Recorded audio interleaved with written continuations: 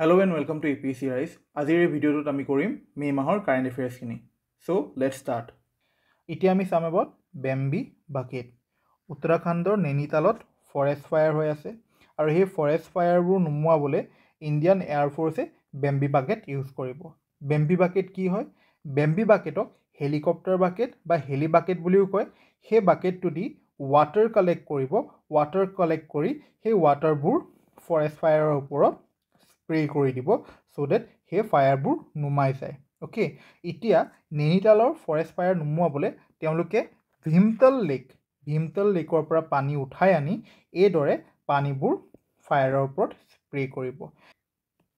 বেম্বি bucket invent কৰা মানুহজন হ'ল ডন আৰ্নি। অ'কে, যিহেতু আমি নৈনিতাল ফৰেষ্ট ফায়াৰৰ বিষয়ে চাইছোঁ, নৈনিতাল ক'ত আছে? নৈনিতাল আছে উত্তৰাখণ্ড। গতিকে আমি উত্তৰাখণ্ডৰ বিষয়েও অলপ কিছুমান ডিটেইলছ চাই লওঁ। উত্তৰাখণ্ডৰ কেপিটেল হৈ গ'ল দেহৰাদুন আৰু উত্তৰাখণ্ডে ইণ্টাৰনেশ্যনেল বৰ্ডাৰ কাৰ কাৰ লগত কৰে? এইপিনে আছে নেপাল আৰু ইপিনে আছে চাইনা। তো আমি গম পালোঁ যে উত্তৰাখণ্ডৰ ইণ্টাৰনেশ্যনেল বৰ্ডাৰ কৰি আছে দুটা কাণ্ট্ৰিৰ লগত। এখন হৈ গ'ল নেপাল, আনখন হৈ গ'ল চাইনা, আৰু উত্তৰাখণ্ডৰ কেপিটেল হৈ গ'ল দেহৰাদুন। অ'কে, নেক্সট আমি চাম এবাউট নৰুৱা কুজি সত্ৰ বা বৈষ্ণৱপুৰ থান। ক'ত আছে? মৰিগাঁও ডিষ্ট্ৰিক্টত আছে নৰুৱা কুজি সত্ৰ। এই সত্ৰখন এষ্টাব্লিছ কৰিছিল in 1650 by Damodar Ata during the reign of king Jayadhwaj Singha, Ahom king Jayadhwaj Singha. Next আমি চাম কিছুমান সৰু সৰু ফেক্টছ, যেনে পবাৰ ৰেইন ফৰেষ্ট ক'ত আছে? পবাৰ ৰেইন ফৰেষ্ট আছে ধেমাজিত। গগন ষ্ট্ৰাইক এটা জইণ্ট এক্সাৰচাইজ হয় between Indian army and Indian air force. ফাট বিহু ফেষ্টিভেল ক'ত চেলিব্ৰেট কৰা হয়? ফাট বিহু ফেষ্টিভেল চেলিব্ৰেট কৰা হয় ঢকুৱাখানা লখিমপুৰ ডিষ্ট্ৰিক্টত। নেক্সট আমি চাম এবাউট চিংকুলা টানেল প্ৰজেক্ট। এই টানেলটোৱে কানেক্ট কৰিব হিমাচলৰ লাহল ভেলী আৰু লাডাখৰ জাস্কৰ valley. It is a part of the নিমুপাদম দৰ্জা ৰোড লিংক। এই টানেলটো বনাই শেষ হোৱাৰ পিছত দিছ will become the world's highest tunnel. Okay, কিন্তু ৰাইট নাও ৱৰ্ল্ডৰ হাইয়েষ্ট টানেল কোনটো হয়? চাইনাৰ মিলা টানেল হৈ গ'ল ৱৰ্ল্ডৰ হাইয়েষ্ট টানেল ৰাইট নাও। কিন্তু এবাৰ এই চিংকুলা টানেল প্ৰজেক্টটো যেতিয়া বনি কমপ্লিট হৈ যাব, this will become the world's highest tunnel. Okay, next আমি চাম about a rocket powered by candle wax. Candle wax দি এটা ৰকেট লঞ্চ কৰা হৈছে। তাৰ মানে যোনটো প্ৰপালশ্যন ছিষ্টেম আছে, যোনটো ছিষ্টেমে সেই ৰকেটখন লঞ্চ কৰাত সহায় কৰে, প্ৰপালশ্যন ছিষ্টেমটোত কি ফুৱেল হিচাপে কি বস্তু ইউজ কৰিছিল? লিকুইড অক্সিজেন আৰু পেৰাফিন। পেৰাফিন মানে হৈ গ'ল কেণ্ডেল ৱেক্স। এই ৰকেট লঞ্চটো কৰিছে এটা জাৰ্মান কোম্পানী হাই ইম্পালছে। অ'কে, নেক্সট আমি চাম এবাউট কেৰেম চেলম ক্ৰছিং। তো ইজৰাইলে এই কেৰেম চেলম ক্ৰছিংটো খুলি দিয়াৰ কথা কৈছে চ' ডেট গাজালে এই ক্ৰছিং থ্ৰু হিউমেনিটেৰিয়ান এড পঠাব পাৰে। তো এতিয়া গাজা আৰু ইজৰাইলৰ মাজত দুটা ক্ৰছিং আছে। এটা হৈ গ'ল কেৰেম চেলম ক্ৰছিং আৰু আনটো হ'ল এৰেছ ক্ৰছিং, আৰু এটা আছে Rafah crossing. It is between the Gaza strip আৰু ইজিপ্ট। তো এই ক্ৰছিংকেইটা আমাৰ জানাটো ইম্পৰ্টেণ্ট। নেক্সট হৈ গ'ল আমি চাওঁ ইজৰাইলে কাৰ কাৰ লগত বৰ্ডাৰ কৰি আছে। ইজৰাইলে বৰ্ডাৰ কৰিছে ইজিপ্তৰ লগত, জৰ্ডানৰ লগত, চিৰিয়াৰ লগত আৰু লেবাননৰ লগত আৰু মেডিটেৰিয়ান চি লগত। অ'কে, ইজৰাইলৰ কেপিটেল হৈ গ'ল জেৰুচালাম, এইখন হৈ গ'ল জেৰুচালাম, আৰু ইজৰাইলৰ কাৰেঞ্চি হৈ গ'ল ইজৰাইলী চেকেল। অ'কে,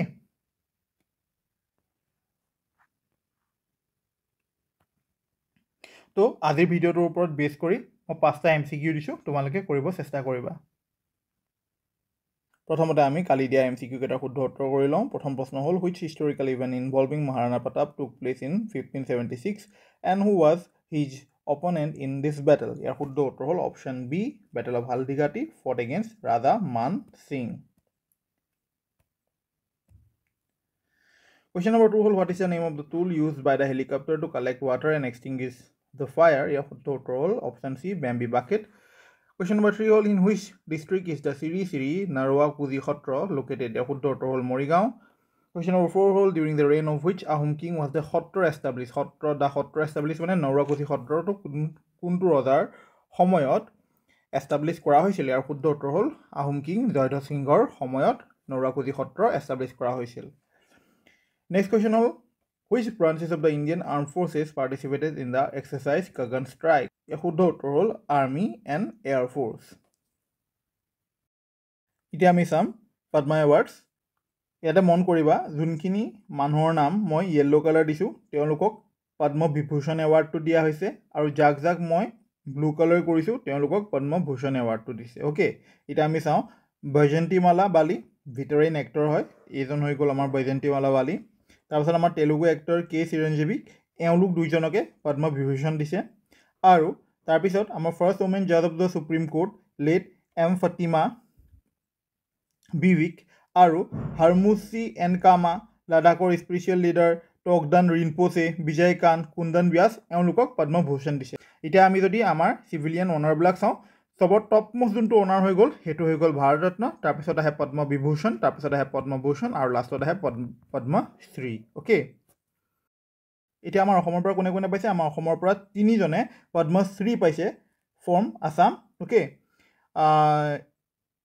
এওঁলোক হ'ল পাৰ্বতী বৰুৱা সৰ্বেশ্বৰ বসুমতাৰী আৰু দ্ৰোণ ভূঞা তো পাৰ্বতী বৰুৱাৰ বিষয়ে আমি অলৰেডি আগতেও পঢ়িছোঁ পাৰ্বতী বৰুৱাক পদ্মশ্ৰী দিয়া হৈছে in the category of social work তেওঁ ইণ্ডিয়াৰ প্ৰথমজন ফিমেল এলিফেণ্ট মাহাউট হয় তেওঁক 2023 চনৰ অসম গৌৰৱ এৱাৰ্ডো দিয়া হৈছে আৰু ইউনাইটেড নেশ্যনছৰ environment programme global 500 roll of honour এৱাৰ্ডো দিয়া হৈছে ইন 1989 তেওঁক 2003ত আছাম গভৰ্ণমেণ্টে honorary chief elephant warden of Assam হিচাপে ৰেকগনাইজ কৰিছে আৰু পাৰ্বতী বৰুৱাৰ ওপৰত এখন ডকুমেণ্টাৰীও আছে যাৰ নাম হ'ল অপৰাজিতা 2023 আৰু তেওঁক অন্য বেলেগ বেলেগ বঁটাৰে সন্মানিত কৰা হৈছে নেক্সট আমি চাওঁ এবাউট শ্ৰী সৰ্বেশ্বৰ বসুমতাৰী তেওঁ চিৰাঙৰ হয় he adopted mix integrated farming approach and cultivated varieties of crops তেওঁক ইন দ্য ফিল্ড অফ এগ্ৰিকালচাৰত পদ্মশ্ৰী এৱাৰ্ডটো দিয়া হৈছে নেক্সট আমি চাম এবাউট দ্ৰোণ ভূঞা তেওঁ হৈ গ'ল এজন ওজাপালি আৰু দেওধানী ডেন্সাৰ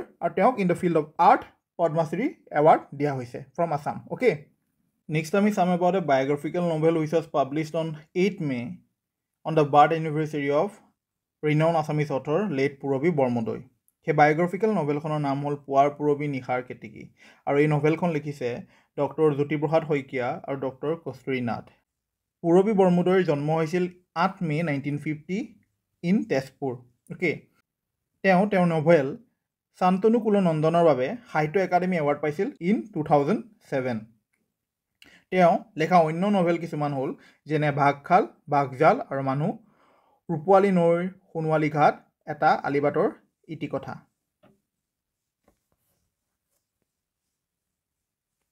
তেওঁ লেখা অন্য নভেলছবোৰ যেনে গজৰাজ প্ৰেম আৰু বন্দিত্ব তেওঁ লেখা নভেলাজ হ'ল যেনে পৰম পূজনীয় আৰু দুখন উপন্যাসিকা নিৰ্বাচিত উপন্যাসিকা তেওঁ লেখা শ্বৰ্ট ষ্টৰিজ হ'ল যেনে শীতৰ কুঁৱলী পূৰবী বৰমুদৈৰ নিৰ্বাচিত গল্প প্ৰথম খণ্ড পূৰবী বৰমুদৈৰ নিৰ্বাচিত গল্প দ্বিতীয় খণ্ড আৰু তৃতীয় খণ্ড তাৰপিছত আছে হেৰুৱাজনক বিচাৰি আৰু অনন্য গল্প অৱশেষত বৰষুণ সপোনৰ ঘৰ ঘৰৰ সপোন আৰু ৰ'দৰ ৰং আজিৰ লাষ্ট টপিক হৈ গ'ল ICC T20 men's cricket world cup 2024 কোনে হোষ্ট কৰিছে এইবাৰ হোষ্ট কৰিছে USA আৰু ৱেষ্ট ইণ্ডিজে USA প্ৰথমবাৰৰ বাবে এই টুৰ্ণামেণ্ট হোষ্ট কৰিব অ'কে USA ক্ৰিকেট টীমে প্ৰথম যোনখন মেটচ খেলিব এগেইনষ্ট কেনাডা খেলিব অন June 1 USAৰ তিনিখন গ্ৰাউণ্ডত এইবাৰ ৱৰ্ল্ড কাপ পতা হ'ব সেই তিনিখন গ্ৰাউণ্ড হ'ল Eisenhower park in New York Broward county in Lauderhill Florida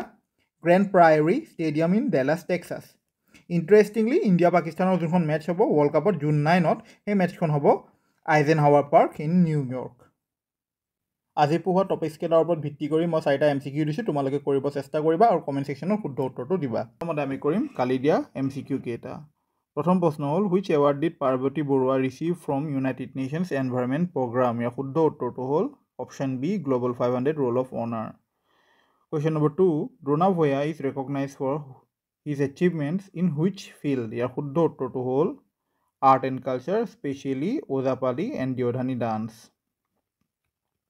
Question number 3 হ'ল where will the ICC T20 Men's Cricket World Cup 2024 be held? ইয়াৰ শুদ্ধ উত্তৰটো হ'ল option C USA West Indies. Question number 4 the novel পুৱাৰ পূৰবী নিশাৰ কেতেকী is a biography of হুম? ইয়াৰ শুদ্ধ উত্তৰটো হ'ল option C পূৰবী বৰমুদৈ।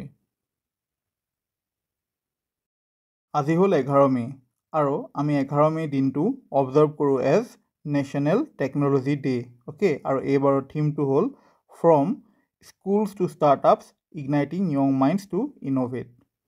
আমি 11 মে'ক কিয় নেশ্যনেল টেকন'লজি ডে' হিচাপে চেলিব্ৰেট কৰোঁ? কাৰণ আমি 11 মে' 1998ত আমাৰ দ্বিতীয়টো নিউক্লিয়াৰ টেষ্ট পোখৰাণত কণ্ডাক্ট কৰিছিলোঁ আৰু ইয়াৰ কোড নেম আছিল অপাৰেশ্যন শক্তি।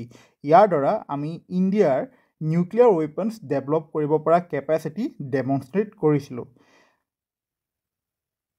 আমাৰ প্ৰথমটো যোনটো নিউক্লিয়াৰ টেষ্ট আছিল তাৰ কোড নেম আছিল স্মাইলিং বুদ্ধা আৰু ইয়াক আমি কণ্ডাক্ট কৰিছিলোঁ পোখৰাণতে 1974ত।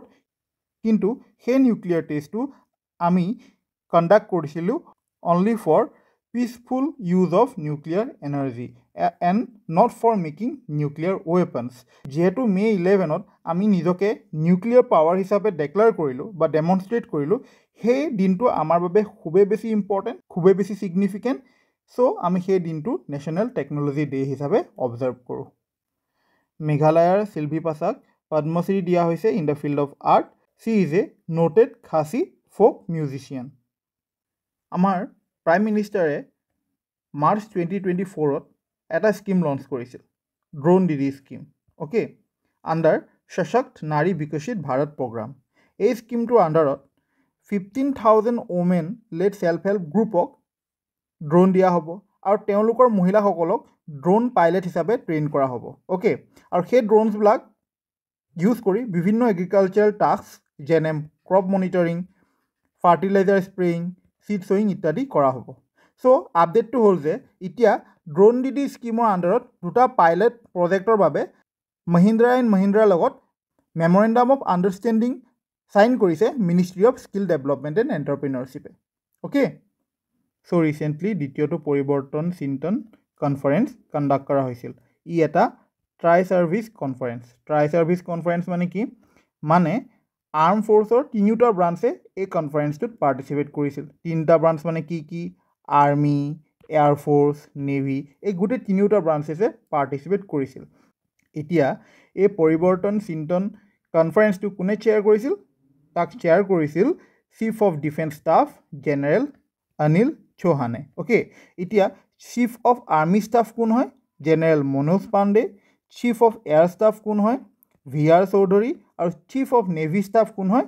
দীনেশ কে ত্ৰিপাঠী। অ'কে, আজিৰ নিউজ পেপাৰত এই আৰ্টিকেলটো আহিছে য'ত কোৱা গৈছে যে আমাৰ বিৰুবালা ৰাভা বাইদেউ চি ইজ বেটলিং কেঞ্চাৰ আৰু ইলোৰা বিজ্ঞান মঞ্চই ষ্টেট গভৰ্ণমেণ্টক ৰিকুৱেষ্ট কৰিছে তেওঁৰ এডুকেট ট্ৰিটমেণ্টৰ বাবে যি নেচেচেৰী ষ্টেপছ হয় সেই ষ্টেপছখিনি ল'ব দিছে।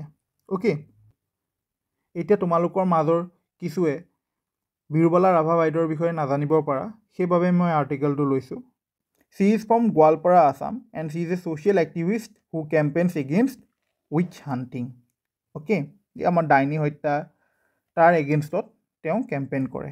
অ'কে, তেওঁ এটা অৰ্গেনাইজেশ্যন ৰান কৰে যাৰ নাম হ'ল মিছন বিৰুবালা আৰু সেই অৰ্গেনাইজেশ্যনটোৱেও উইচ হাণ্টিঙৰ এগেইনষ্ট এৱাৰনেছ স্প্ৰেড কৰে। And she played a very instrumental role in passing the Assam witch hunting act 2015।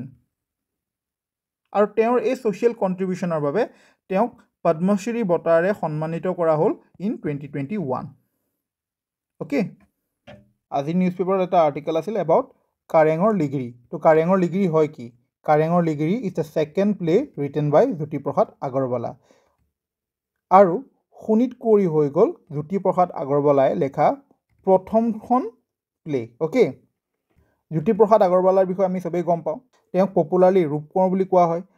He is also' regarded as the founder of Assamese cinema কাৰণ he was the director, producer and also' the music director of the first Assamese film Joymoti which was made in 1935। Okay, আৰু তেওঁৰ যোনটো death anniversary হয় 17 জানুৱাৰী আমি observe কৰোঁ as শিল্পী দিৱস। ৰাছিয়াৰ প্ৰেছিডেণ্ট ভ্লাডিমিৰ পুটিনে মিখেল মিছহুষ্টিনক আকৌ প্ৰাইম মিনিষ্টাৰ হিচাপে এপইণ্ট কৰিলে। এতিয়া আমি অলপ ৰাছিয়াৰ বিষয়ে চাই লওঁ। ৰাছিয়াৰ কেপিটেল হৈ গ'ল মস্কো কাৰেঞ্চি হৈ গ'ল ৰুবেল। ৰাছিয়াতে আছে ৱৰ্ল্ডৰ largest fresh water lake by volume lake Baikal. It is also' the deepest lake in the world. আৰু ৰাছিয়াতে আছে উৰেল মাউণ্টেইনছ, আৰু উৰেল মাউণ্টেইনছৰ হায়েষ্ট পইণ্টটো হৈ গ'ল বা পিক হৈ গ'ল মাউণ্ট নাৰোডনায়া। আজি পঢ়া টপিক কেইটাৰ ওপৰত বেছ কৰি মই 7টা MCQ দিছোঁ, তোমালোকে কৰি তাৰে আগত আমি কালি MCQ কেইটাৰ শুদ্ধ উত্তৰ কৰি লওঁ।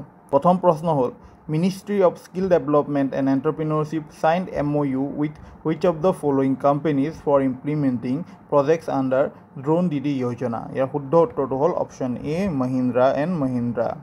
Question number 2, what is the theme for national technology day 2024 in India. ইয়াৰ শুদ্ধ উত্তৰটো হ'ল option C from schools to startups igniting young minds to innovate. Question number 3. Which of the following plays is the second one written by Jyoti Prasad Agarwala? ইয়াৰ শুদ্ধ উত্তৰটো হ'ল option B কাৰেঙৰ লিগিৰি। সুনীত কোঁৱৰী হৈ গ'ল জ্যোতি প্ৰসাদ আগৰৱালাই লেখা প্ৰথমখন play. Question number 4. Which lake is the world's largest freshwater lake by volume? আৰু ইয়াৰ শুদ্ধ উত্তৰটো হৈ গ'ল option B lake Baikal. Lake Superior হৈ গ'ল world's largest fresh water lake by surface area. Question number 5. For her consistent efforts to eradicate witch hunting and advocacy work, which Indian activist was awarded the Padma Shri, the fourth highest civilian honor, in 2021? আৰু ইয়াৰ শুদ্ধ উত্তৰটো হ'ল option A Birubala Rabha. Question number 6. In which field was Silpi Pasha awarded the Padma Shri by President Draupadi Murmu? ইয়াৰ শুদ্ধ উত্তৰটো হ'ল art. Question number 7. What is Parivartan Chintan related to? ইয়াৰ শুদ্ধ উত্তৰটো হ'ল option C military strategy and integration. অসমত বনোৱা এখন Hindi movie কুকিক কান্স film ফেষ্টিভেলত দেখুওৱা হ'ব। কান্স ফিল্ম ফেষ্টিভেল পতা হয় ফ্ৰান্সত, আৰু এই ফিল্মখনৰ প্ৰডিউচাৰ হৈ গ'ল জোনমণি দেৱী খাউন আৰু ডাইৰেক্টৰ হৈ গ'ল প্ৰণৱজী ডেকা। ঠিক সেইদৰে ছিকিমৰো এখন ফিল্ম তাৰ এটা লষ্ট ষ্টাৰক কান্স ফিল্ম ফেষ্টিভেলত দেখুওৱা হ'ব। এই ফিল্মখনৰ ডাইৰেক্টৰ হ'ল চামথিন Bhutia. Aisha Yusuf Hazarika has become the first British Assamese person to enter the House of Lords in the British Parliament. এতিয়া হাউচ অফ লৰ্ডছ মানে কি? যিদৰে আমাৰ ইণ্ডিয়ান পাৰ্লিমেণ্টৰ ৰাজ্যসভা থাকে দ্য আপাৰ হাউচ, ঠিক সেইদৰে ব্ৰিটিছ পাৰ্লিমেণ্টৰ আপাৰ হাউচক হাউচ অফ লৰ্ডছ বুলি কোৱা হয়। আৰু মন কৰিবলগীয়া কথা যে যোনখিনি ফিমেল মেম্বাৰ্ছ থাকে ব্ৰিটিছ পাৰ্লিমেণ্টৰ হাউচ অফ লৰ্ডছত তেওঁলোকক বেৰনেছ বুলি কোৱা হয়। অ'কে, এতিয়া আমাৰ আইচা ইউচুফ হাজৰিকা হৈ গ'ল বেৰনেছ আইচা ইউচুফ হাজৰিকা। অ'কে, তেওঁৰ পিতৃ doctor Liaquat Ali Hazarika was originally from Lakhimpur. Okay, in terms of business growth and various performance Tripura Gramin bank has secured the second position, আৰু Jharkhand Rajya Gramin bank has secured the first position for the financial year 23-24. Okay, এতিয়া আমাৰ 43টা regional rural bank আছে আৰু 7টা regional rural bank আছে আমাৰ north ইষ্টত। Okay, এতিয়া regional rural bank হয় কি?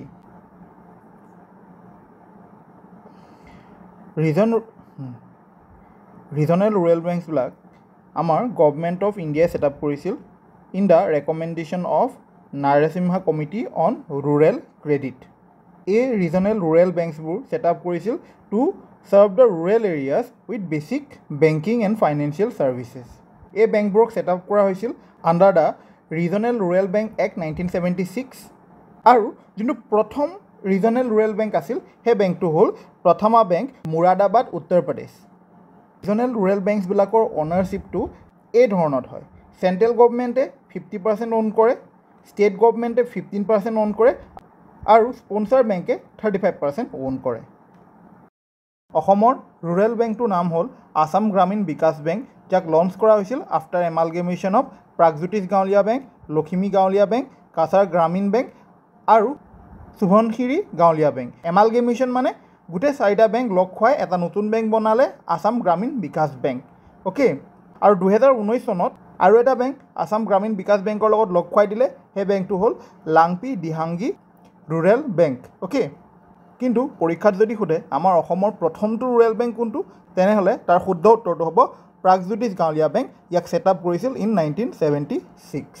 অ'কে, দোহা ডায়মণ্ড লীগ 2024। ডায়মণ্ড লীগ এটা ইণ্টাৰনেশ্যনেল এথলেটিক্স কম্পিটিশ্যন হয়, য'ত হাৰ্ডলছ, পোল ভল্ট, জেভলিন ইত্যাদি খেলা হয়। এইবাৰ ডায়মণ্ড লীগৰ জেভলিন থ্ৰ'ত জেকব ভেলডেকে প্ৰথম স্থান পাইছে, নীৰজ চোপ্ৰাই ছেকেণ্ড স্থান পাইছে আৰু এণ্ডাৰছন পিটাৰ্ছে তৃতীয় স্থান পাইছে। আমাৰ ভাৰতৰ আৰু এজন খেলুৱৈ জেভলিন থ্ৰ'ত পাৰ্টিচিপেট কৰিছিল, তেওঁ হ'ল কিশোৰ জেনা, তেওঁ জেভলিন থ্ৰ'ত 9th স্পট পাইছে। এইবাৰ ডায়মণ্ড লীগ পতা হৈছে দোহা, আৰু Doha is the capital city of Qatar. Okay, আৰু কাটাৰৰ কাৰেঞ্চি কি হয়? কাটাৰৰ কাৰেঞ্চি হ'ল কাটাৰী ৰিয়াল। আমি যদি ৱৰ্ল্ড মেপখন চাওঁ, এইখন হৈ গ'ল আমাৰ ভাৰত, আৰু এইখন এই সৰুকৈ যোনটো আছে এইখন হৈ গ'ল কাটাৰ। অ'কে, মেঘালয়ৰ প্ৰথমগৰাকী women director general of police হৈ গ'ল নংৰেং।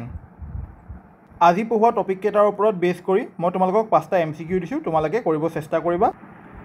প্ৰথমতে আমি কৰিম লাষ্ট ভিডিঅ'ত তোমালোকক কৰিব দিয়া MCQ কেইটাৰ শুদ্ধ উত্তৰ। প্ৰথম প্ৰশ্ন হ'ল in which year the rural banks in Assam were amalgamated to form Assam Gramin Vikash bank, আৰু ইয়াৰ শুদ্ধ উত্তৰটো হ'ল option A 2006। Question number 2, which is the first regional rural bank of Assam, আৰু ইয়াৰ শুদ্ধ উত্তৰটো হ'ল Pragjyotish Gaonlia bank, option A। Question number 3 হৈ গ'ল which bank holds the distinction of being the first regional rural bank establish in India, আৰু ইয়াৰ শুদ্ধ উত্তৰটো হ'ল option A Prathama bank. Question number 4, in which place did Neeraj Chopra finish at the Doha Diamond League 2024, আৰু ইয়াৰ শুদ্ধ উত্তৰটো হ'ল option B second. Question number 5 হ'ল who has become the first British Assamese person to enter the house of lords in the British parliament, আৰু ইয়াৰ শুদ্ধ উত্তৰটো হ'ল option A Ayesha Yusuf Hazarika.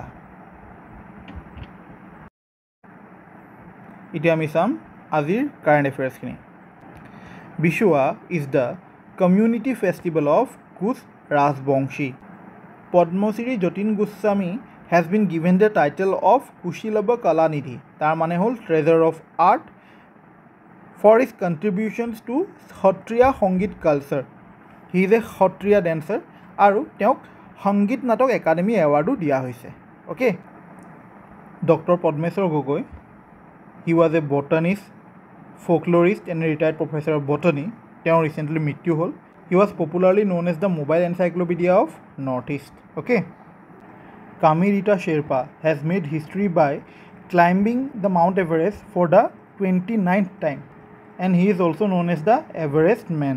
Mount এভাৰেষ্টক নেপালত সাগৰমাথা বুলি কয়, টিবেটত চমুলংমা বুলি কয়, আৰু চাইনাত ঝুমালাংমা ফেং বুলি কয়। মাউণ্ট এভাৰেষ্ট আৰ্থৰ হাইয়েষ্ট মাউণ্টেইন হয়, and it is located at the China Nepal border বা টিবেট নেপাল বৰ্ডাৰ। অ'কে, আৰু ইয়াৰ হাইট হৈ গ'ল 8,848.86 metre. First to climb mount Everest is Edmund Hillary and Tenzing Norgay. First women to climb mount Everest is Junko Tabei. First Indian to climb Mount Everest is Avtar Singh Chima, আৰু first Indian women to climb mount Everest is বসুন্ধৰী Pal. Okay, আৰু first climber from Assam হৈ গ'ল Tarun Saikia. Okay, Dresden international peace prize posthumously Alexei Navalny দিয়া হৈছে। পোষ্টথমাছলি মানে এলেক্সে নেভেলনিৰ মৃত্যুৰ পাছত এই পিচ প্ৰাইজটো তেওঁক দিয়া হৈছে। এইখিনিলৈকে আছিল 13 তাৰিখৰ কাৰেণ্ট এফেয়াৰ্ছখিনি, আৰু সেই টপিক কেইটাৰ ওপৰত ভিত্তি কৰি মই তোমালোকক এইকেইটা MCQ দিছোঁ, তোমালোকে কৰিবা। নেক্সট আমি কৰিম 14 তাৰিখৰ কাৰেণ্ট এফেয়াৰ্ছখিনি। যোৱা 11 তাৰিখে আমি বিৰুবালা ৰাভা বাইদেউৰ বিষয়ে পঢ়িছিলোঁ। তাতে মই কৈছিলোঁ যে আমাৰ বিৰুবালা ৰাভা বাইদেউ ইজ বেটলিং ফ্ৰম কেঞ্চাৰ, আৰু 14 তাৰিখে আমি গম পালোঁ যে তেওঁৰ মৃত্যু হ'ল। She has passed away. তেওঁ অসমৰ গোৱালপাৰাত জন্ম। মিছন বিৰুবালা অৰ্গেনাইজেশ্যনটো ফৰ্ম কৰিছিল to raise awareness against witch hunting. তেওঁ ঠাকুৰবিলা মহিলা সমিতি ফৰ্ম কৰিছিল বা এষ্টাব্লিছ কৰিছিল, and she was very instrumental in passing the Assam witch hunting prohibition prevention protection act 2015। তেওঁক নোবেল পিচ প্ৰাইজৰ বাবে নমিনেটো কৰা হৈছিল। অ'কে, তেওঁক নমিনেশ্যন দিয়া হৈছিল, তেওঁ নোবেল পিচ প্ৰাইজ জিকা নাই, বাট চি ৱাজ নমিনেটেড। অ'কে, শক্তি হৈ গ'ল ইণ্ডিয়া ফ্ৰেন্সৰ জইণ্ট মিলিটাৰী এক্সাৰচাইজ। ক'ত কণ্ডাক্ট কৰিছে?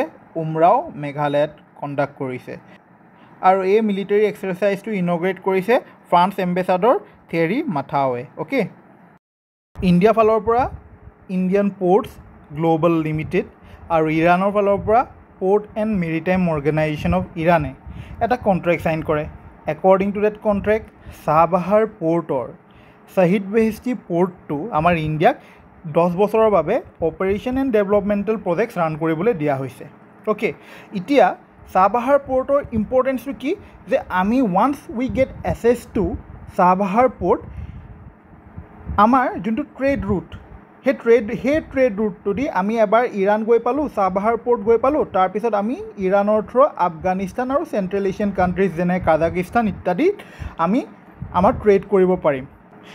চাহবাহাৰ পোৰ্টটো আমাৰ গুজৰাটৰ কানলা পোৰ্ট, তাৰ পৰা হৈ গ'ল 550 নটিকেল মাইলছ, এইটো হৈ গ'ল আমাৰ গুজৰাটৰ কানলা পোৰ্ট, তাৰ পৰা 550 নটিকেল মাইলছ, আৰু মুম্বাইৰ পৰা 786 নটিকেল মাইলছ। অ'কে, চাহবাহাৰ পোৰ্টটোৰ ভিতৰত দুটা পোৰ্ট আছে, এটা হ'ল শ্বহীদ কালান্তাৰী পোৰ্ট আৰু আনটো হ'ল শ্বহীদ বেহেস্তি পোৰ্ট।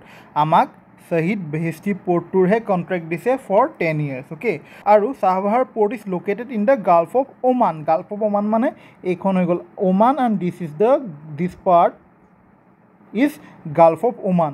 অ'কে, আৰু এইটো হৈ গ'ল তোমাৰ চাহবাহাৰ পোৰ্ট। ইয়াতে চোৱা, এইখন হৈ গ'ল তোমাৰ Gulf of Oman and this is the Chabahar port. Okay, আৰু ইণ্টাৰেষ্টিংলি এই চাহবাহাৰ পোৰ্টখন পাকিস্তানৰ গোৱাদাৰ পোৰ্টৰ ৱেষ্টত আছে and it is only about 170 kilometres apart. গতিকে সেই হিচাপতো চাহবাহাৰ পোৰ্টটো বহুত বেছি এটা ষ্ট্ৰেটেজিক লোকেশ্যন হয় ফৰ ইণ্ডিয়া। যিহেতু আমি ইৰাণৰ চাহবাহাৰ পোৰ্টৰ বিষয়ে পঢ়ি আছোঁ, let us also' know' about the capital of Iran. ইৰাণৰ কেপিটেল হৈ গ'ল তেহৰান আৰু ইৰাণৰ কাৰেঞ্চি হৈ গ'ল Iranian rial. First Bodo journal Bibar লাইচি হেজ কমপ্লিটেড 100 years। অ'কে, আৰু সেই 100 years কমপ্লিট হোৱাৰ বাবে এটা ইভেণ্ট অৰ্গেনাইজ কৰিছিল কোকৰাঝাৰ গভৰ্ণমেণ্ট কলেজত। অ'কে, বিবাৰ লাইচি জাৰ্নেলখন পাব্লিছ কৰিছিল 1924ত, আৰু সেই জাৰ্নেলখনৰ প্ৰথম এডিটৰ আছিল সতীশ চন্দ্ৰ বসুমতাৰী। জাৰ্নেলখন পাব্লিছ কৰিছিল বড়ো ষ্টুডেণ্টছ ইউনিয়নে। 1920ৰ পৰা 1937ৰ এই সময়ছোৱাক বিবাৰ মুগা বুলি কোৱা হয় বড়ো লিটাৰেচাৰত। অ'কে, চ' 14 মে'ৰ কাৰেণ্ট এফেয়াৰ্ছৰ ওপৰত বেছ কৰি মই 5টা প্ৰশ্ন দিছোঁ, তোমালোকে এই প্ৰশ্নকেইটা ট্ৰাই কৰিবা। আমি কৰিম তোমালোকক যোৱা ভিডিঅ'ত কৰিব দিয়া MCQ কেইটা। প্ৰথম প্ৰশ্ন হ'ল which community চেলিব্ৰেটছ the festival Bisuwa? ইয়াৰ শুদ্ধ উত্তৰ হ'ল অপশ্যন চি, কোচ ৰাজবংশী। দ্বিতীয় প্ৰশ্ন হ'ল who was honoured with the title Kushilava Kalanidhi for his contribution to Sattriya সংগীত কালচাৰ? ইয়াৰ শুদ্ধ উত্তৰ হ'ল অপশ্যন চি, যতীন গোস্বামী। তৃতীয় প্ৰশ্ন হ'ল who was known as the mobile encyclopedia of north East and had a special kind of fern named after him as Thelypteris Gogoi? ইয়াৰ শুদ্ধ উত্তৰ হ'ল option C, doctor Padmeswar Gogoi. Next question হ'ল who holds the record for the highest number of ascents of Mount Everest having climbed it 29 times? ইয়াৰ শুদ্ধ উত্তৰ হ'ল option D, কামি ৰীতা শ্বেৰপা। নেক্সট প্ৰশ্ন হ'ল who is the first climber from Assam to scale Mount Everest having reached its summit on 18 May 2013? ইয়াৰ শুদ্ধ উত্তৰ হ'ল option A, Tarun Saikia. Next প্ৰশ্ন হ'ল who is said to be posthumously awarded the Dresden International Peace Prize? ইয়াৰ শুদ্ধ উত্তৰ হ'ল option B, Alexei Navalny. Next প্ৰশ্ন হ'ল which edition of the India France joint military exercise Shakti has commenced in Umrao Meghalaya? ইয়াৰ শুদ্ধ উত্তৰ হ'ল option C, 7th edition। Next প্ৰশ্ন হ'ল which organisations signed a long term bilateral contract on Chabahar port operation? ইয়াৰ শুদ্ধ উত্তৰ হ'ল option B, Indian Ports Global Limited and Port and Maritime Organisation of Iran. Next প্ৰশ্ন হ'ল where is Chabahar port located? ইয়াৰ শুদ্ধ উত্তৰ হ'ল option B, Gulf of Oman. Next প্ৰশ্ন হ'ল which currency is used in Iran? ইয়াৰ শুদ্ধ উত্তৰ হ'ল option B, Iranian rial. Next প্ৰশ্ন হ'ল which journal is considered the first Bodo journal? ইয়াৰ শুদ্ধ উত্তৰ হ'ল অপশ্যন এ, বিবাৰ লাইচি। আজিৰ প্ৰথম টপিক হ'ল first citizenship certificates issued under Citizenship Amendment Act. এতিয়া চিটিজেনশ্বিপ এমেণ্ডমেণ্ট এক্টটো কিয় অনা হৈছিল? টু গ্ৰেণ্ট ইণ্ডিয়ান নেশ্যনেলিটি বা Indian citizenship to non Muslim migrants from 3 countries। কোনকেইখন কাণ্ট্ৰি?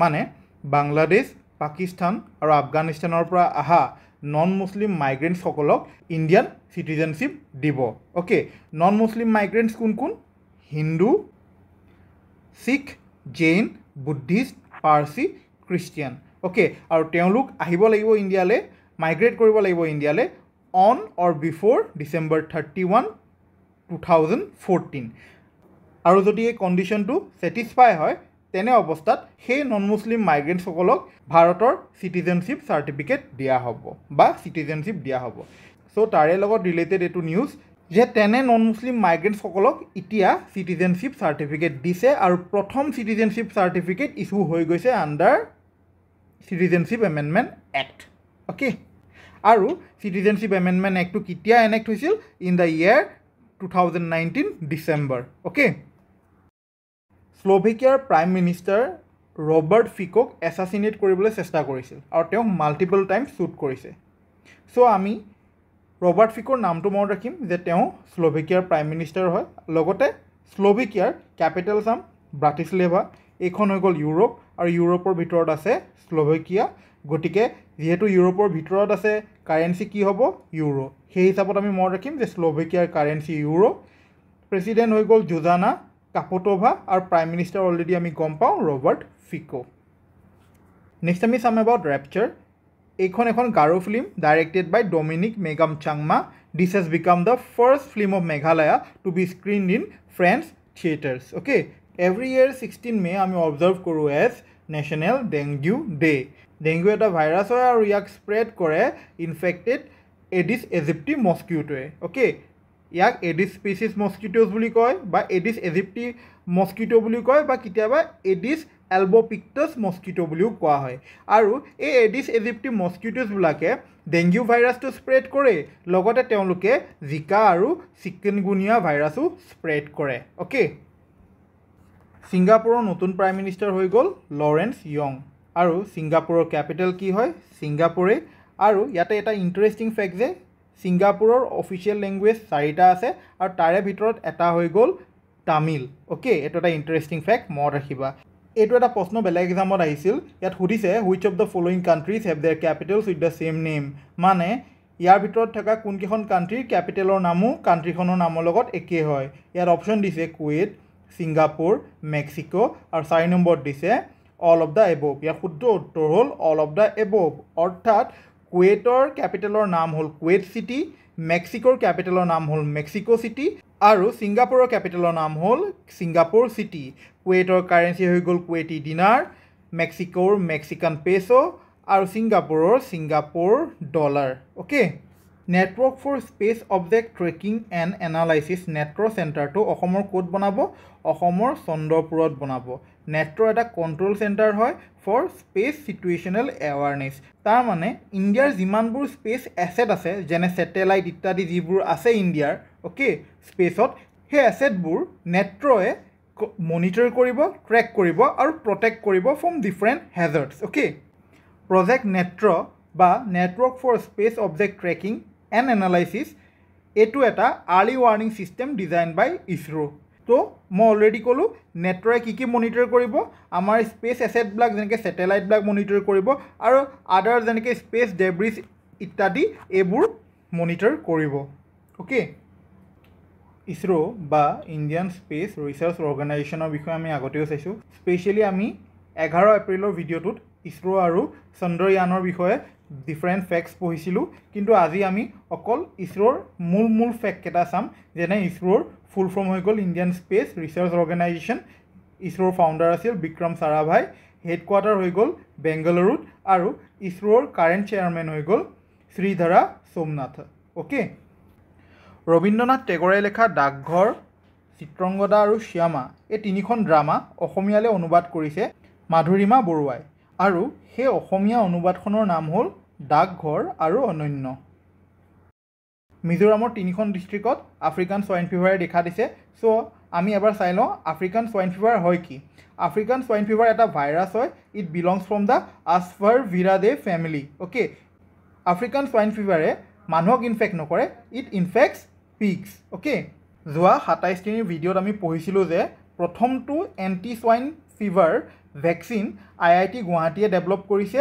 আৰু সেই ভেকচিন টেকন'লজিটো এটা মেনুফেকচাৰিং কোম্পানী মানে vaccine manufacturing company Biomed private লিমিটেডক IIT গুৱাহাটীয়ে ট্ৰান্সফাৰ কৰিছিল okay great Indian footballer Sunil চেত্ৰীয়ে নিজৰ ৰিটায়াৰমেণ্ট এনাউন্স কৰিছে from international football and he will be playing his last international match against Kuwait on June 6 at the Salt Lake Stadium, Kolkata. তেওঁ international ফুটবলত debut কৰিছিল in 2005 against Pakistan আৰু আজিলৈকে তেওঁ 94টা international goal কৰিছে ফৰ ইণ্ডিয়া আৰু he is also' the all time top scorer of India interestingly Sunil চেত্ৰীয়ে নিজৰ 150th নেশ্যনেল এপিয়াৰেঞ্চ কৰিছিল in Guwahati in the match against Afghanistan তেওঁ তেওঁৰ ছিনিয়ৰ কেৰিয়াৰ ষ্টাৰ্ট কৰিছিল মোহন বাগানত আৰু currently he is playing for Bengaluru FC in Indian Soccer League বা popularly known as ISL তেওঁৰ জন্ম হৈছিল চিকান্দাৰাবাদ অন্ধ্ৰপ্ৰদেশত কিন্তু কাৰেণ্টলি সেই চিকান্দাৰাবাদখন আছে তেলেংগানাত অ'কে তেওঁ ইণ্ডিয়াৰ বাবে ইণ্টাৰনেশ্যনেল ফুটবলত 94টা গ'ল কৰিছে আৰু he is also' the all time top scorer of India তেওঁ ইণ্টাৰনেশ্যনেল গ'ল স্ক'ৰাৰ্ছ এমং এক্টিভ প্লেয়াৰ্ছৰ লিষ্টত তেওঁ তৃতীয় স্থানত আহে প্ৰথম স্থানত আছে ক্ৰিষ্টিয়ানো ৰনাল্ডো তেওঁ ইণ্টাৰনেশ্যনেল গ'লছ 128টা কৰিছে দ্বিতীয় স্থানত আছে মেছি তেওঁ 106টা গ'ল কৰিছে ফৰ আৰ্জেণ্টিনা আৰু এওঁ হৈ গ'ল আমাৰ সুনীল চেত্ৰী তেওঁ ইণ্ডিয়াৰ বাবে 94টা গ'ল কৰিছে ইন ইণ্টাৰনেশ্যনেল ফুটবল যদি আমি all time list of international গ'ল স্ক'ৰাৰ্ছ চাওঁ তেনেহ'লে প্ৰথম স্থানত আছে ক্ৰিষ্টিয়ানো ৰনাল্ডো তেওঁ পৰ্তুগালৰ বাবে 128টা গ'লছ কৰিছে তাৰপিছত আছে আলি দেই তৃতীয়ত আছে লিঅ'নেল মেছি আৰু 4 নম্বৰত আছে Sunil Chhetri who scored 94 goals for India so' active প্লেয়াৰ্ছৰ লিষ্টত তেওঁ তৃতীয় স্থানত আৰু অল টাইম ইণ্টাৰনেশ্যনেল গ'ল স্ক'ৰাৰ্ছৰ লিষ্টত তেওঁ চতুৰ্থ স্থানত আছে তেওঁ 2011 চনত অৰ্জুনা এৱাৰ্ড 2019 চনত পদ্মশ্ৰী আৰু 2021 চনত খেল ৰত্ন এৱাৰ্ডৰে সন্মানিত কৰা হৈছে তেওঁ ভাৰতৰ প্ৰথমজন খেলুৱৈ যোনে 50টা ইণ্টাৰনেশ্যনেল গ'ল কৰিছে আৰু he is the only Indian to score a hat trick in the final of an international tournament আৰু সেই টুৰ্ণামেণ্টখন আছিল AFC Challenge Cup in New Delhi which was held in 2008 he also' scored 4 hat tricks for India against Tajikistan Vietnam Chinese Taipei and Pakistan আজি পঢ়োৱা topic কেইটাৰ ওপৰত বেছ কৰি মই তোমালোকক কেইটামান MCQ দিছোঁ ট্ৰাই কৰিবা লাষ্ট ভিডিঅ'ত তোমালোকক কৰিবলৈ দিয়া MCQ কেইটা আমাৰ প্ৰথম প্ৰশ্ন হ'ল consider the following statements about citizenship Amendment act প্ৰথম ষ্টেটমেণ্টটো হ'ল the citizenship Amendment act aims to grant Indian nationality to Hindu, Sikh, Jain, Buddhist, Parsi, Christian migrants. Eto shuddha. Ditiyo statement hol the act includes migrants from Bangladesh, Pakistan and Afghanistan who entered India on or before December 31st, 2014. Ditiyo statement to shuddha. Or titiyo statement hol the Citizenship Amendment Act was enacted in December 2019.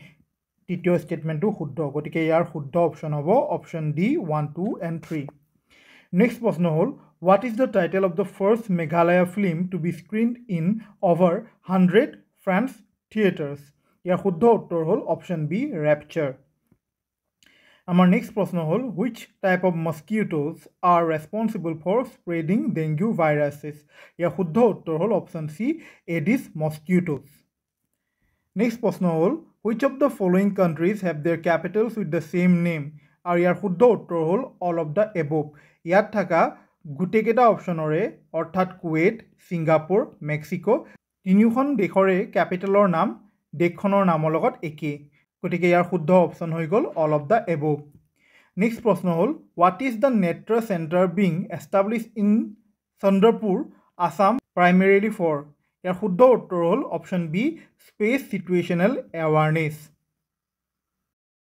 আমাৰ next প্ৰশ্ন হ'ল who is the founder of Indian Space Research Organisation আৰু ইয়াৰ শুদ্ধ উত্তৰ হ'ল option C Vikram Sarabhai next প্ৰশ্ন হ'ল when did Sunil Chhetri make his debut for the Indian national football team and against which team did he debut আৰু ইয়াৰ শুদ্ধ উত্তৰ হ'ল অপশ্যন বি 2005 against Pakistan আমাৰ লাষ্ট প্ৰশ্ন আছিল which institution successfully transferred the first vaccine technology to Biomed Private Limited for combating swine fever virus আৰু ইয়াৰ শুদ্ধ উত্তৰ হ'ল অপশ্যন বি IIT গুৱাহাটী AGPৰ ফাউণ্ডাৰ লিডাৰ থানেশ্বৰ বড়ো ডাঙৰীয়াৰ মৃত্যু হ'ল তেওঁ AGP বা অসম গণ পৰিষদৰ এজন ফাউণ্ডিং লিডাৰ আছিল যেতিয়া 1985ত অসম গণ পৰিষদ বা AGP ফৰ্ম হৈছিল গোলাঘাটত তেতিয়া তেওঁক ভাইচ প্ৰেছিডেণ্টৰ পদটো দিয়া হৈছিল in AGP he was also' the president of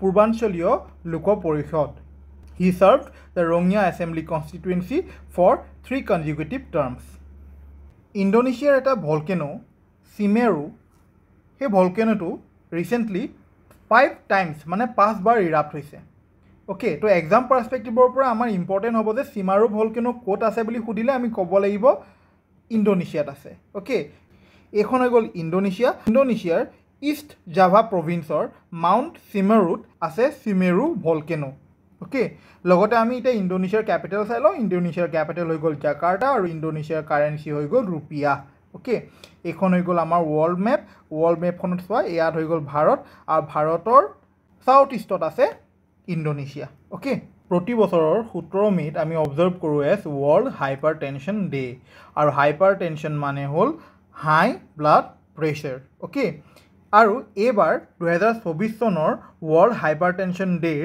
থিমটো আছিল measure your pressure accurately treat adequately and live happily আমাৰ এক্সাম পাৰ্চপেক্টিভৰ পৰা থিমটো ইম্পৰ্টেণ্ট হয় কেতিয়াবা ৱৰ্ল্ড হাইপাৰ টেনশ্যন ডে কেতিয়া হয় তেনেকৈও সুধি দিব পাৰে আৰু লগতে আমি নৰ্মেল ব্লাড প্ৰেছাৰৰ বিষয়ে জানাটো ইম্পৰ্টেণ্ট হয় আমাৰ নৰ্মেল ব্লাড প্ৰেছাৰৰ ৰেঞ্জটো হয় 120/80 অ'কে এই বস্তুটো পৰীক্ষাৰ বাবে মনত ৰাখিবা 2027ৰ women's football World Cup host কৰিব ব্ৰাজিলৰ প্ৰেছিডেণ্ট হৈ গ'ল লুলা দা চিলভা আৰু এইবাৰৰ G20 প্ৰেছিডেঞ্চিও কাৰ হাতত আছে ব্ৰাজিলৰ হাতত আছে অ'কে আমি লগতে ব্ৰাজিলৰ কেপিটেল চাই লওঁ ব্ৰাজিলৰ কেপিটেল হৈ গ'ল ব্ৰাচিলিয়া আৰু ব্ৰাজিলৰ কাৰেঞ্চি হৈ গ'ল ব্ৰাজিলিয়ান ৰিয়াল এতিয়া ব্ৰাজিল কোনখন কণ্টিনেণ্টত আছে ব্ৰাজিল আছে চাউথ আমেৰিকাত এইখন হৈ গ'ল ব্ৰাজিল আৰু ব্ৰাজিলতে ফ্ল' হয় the world largest river Amazon river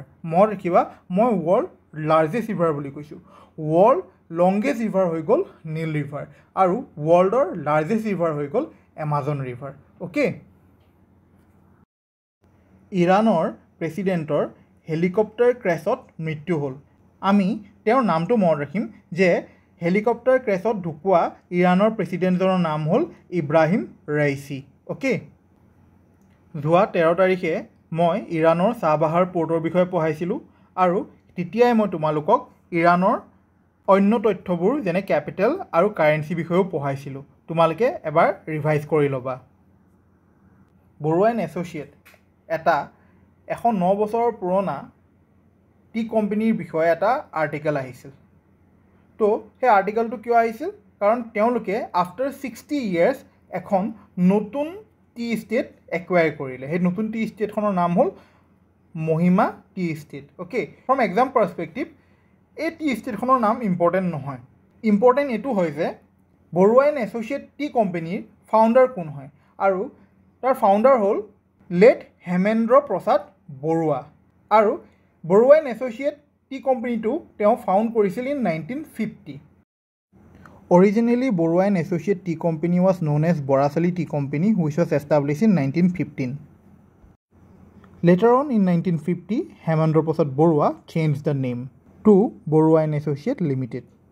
Itia, Dr. Hemendra Prasad Borua is a very important personality when it comes to tea. Dr. Hemendra Prasad Borua Padma Shri বঁটাৰেও সন্মানিত কৰা হৈছিল ওকে ৰাস্কিন বণ্ড এজন বিখ্যাত Indian writer তেওঁ 90th বাৰ্থডেত তেওঁ এখন নতুন কিতাপ পাব্লিছ কৰিছে সেই কিতাপখনৰ নাম হ'ল hold on to your dreams এখন হৈ গ'ল hold on to your dreams okay তেওঁৰ জন্ম হৈছিল হিমাচল প্ৰদেশত আৰু তেওঁৰ প্ৰথম নভেলখন আছিল The room on the roof.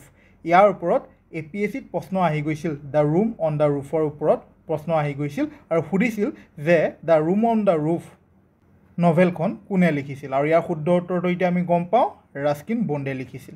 Okay, তেওঁক Sahitya Akademi award for English writing দিয়া হৈছিল 1992ত। 1999ত তেওঁক পদ্মশ্ৰী আৰু দিল্লী গভৰ্ণমেণ্টে তেওঁক লাইফ টাইম এচিভমেণ্ট এৱাৰ্ড দিছিল 2012 চনত। গতিকে এক্সাম পাৰ্চপেক্টিভৰ পৰা তোমালোকে hold on to your dreams কিতাপখন কোনে লিখিছে সেইটোও মনত ৰাখিবা, আৰু the room on the roof কিতাপখন কোনে লিখিছে সেইটোও মনত ৰাখিবা। অ'কে, ৰাস্কিন বণ্ডে লিখিছে। যোৱা 16 এপ্ৰিল 2024ত মই তোমালোকক পঢ়াইছিলোঁ যে Gopi Chand Thotakura becomes the first Indian space tourist. Okay, তো সেই নিউজটোৱে আকৌ আহিছে যে গোপী চন্দ থোটাকুৰা ভাৰতৰ প্ৰথমজন স্পেচ টুৰিষ্ট হৈ যায়, আৰু তেওঁ স্পেচলৈ কিহত যাব? তেওঁ স্পেচলৈ যাব জেফ বেজোছৰ ব্লু অৰিজিন NS-25 মিছনত যাব। অ'কে, তেওঁক ব্লু অৰিজিনৰ NS-25 মিছনৰ এজন ক্ৰু মেম্বাৰ হিচাপে জেফ বেজোছে চিলেক্ট কৰিছে। এতিয়া জেফ বেজোছ কোন হয়? তোমালোক চবেই গম পোৱা যে জেফ বেজোছ হৈ গ'ল এমাজনৰ founder and at the same time Blue Origin space কোম্পানীৰো ফাউণ্ডাৰ। আজিকালি APSCত কোনখন ৱাইল্ড লাইফ চেংচুৰী কোনখন ডিষ্ট্ৰিক্টত আছে তেনেধৰণৰ প্ৰশ্নবোৰ আহে। চ' ইন ফিউচাৰ ৱেটলেণ্ডৰ ওপৰতো প্ৰশ্ন আহিব পাৰে। যিহেতু আজি নিউজ পেপাৰত দুখন ৱেটলেণ্ডৰ বিষয়ে আছিল, মই তোমালোকলৈ লৈ আহিছোঁ। প্ৰথম ৱেটলেণ্ডখন হ'ল ফেৰবাৰী ৱেটলেণ্ড, যাক চহালা বিল বুলিও কোৱা হয়। It is located in Gohpur Biswanath district, and similarly Bahumari beel is also' located at Gohpur Biswanath district. আৰু লগতে মই তোমালোকক এই বস্তুটো জনাই থওঁ যে সোণ বিল হৈ গ'ল অসমৰ লাৰ্জেষ্ট ৱেটলেণ্ড। ইনফেক্ট সোণ বিল হৈ গ'ল নৰ্থ ইষ্টৰ largest wetland and the second largest wetland in Asia. Okay, আৰু সোণ বিল ক'ত located? It is located in Karimganj district. এটা আৰ্টিকেল আছিল যে বাইচনৰ পপুলেশ্যন ত্ৰিপুৰাত বাঢ়িছে। কিয় বাঢ়িছে ইম্পৰ্টেণ্ট নহয়, আমাৰ কাৰণে ইম্পৰ্টেণ্ট যে ৰাজবাৰী বাইচন নেশ্যনেল পাৰ্ক ক'ত located? It is located at Tripura.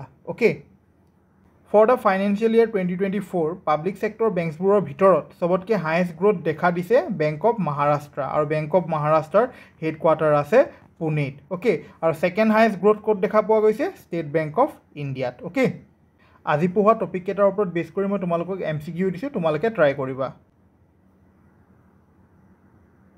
প্ৰথমতে আমি কৰিম তোমালোকক লাষ্ট ভিডিঅ'ত কৰিবলৈ দিয়া MCQ কেইটা। প্ৰথম প্ৰশ্ন হ'ল which novel marked Ruskin Bond's debut as a novelist? ইয়াৰ শুদ্ধ উত্তৰ হ'ল The room on the Roof. Next প্ৰশ্ন হ'ল who was the founder of the Barooah and associate tea company? ইয়াৰ শুদ্ধ উত্তৰ হ'ল হেমেন্দ্ৰ প্ৰসাদ বৰুৱা।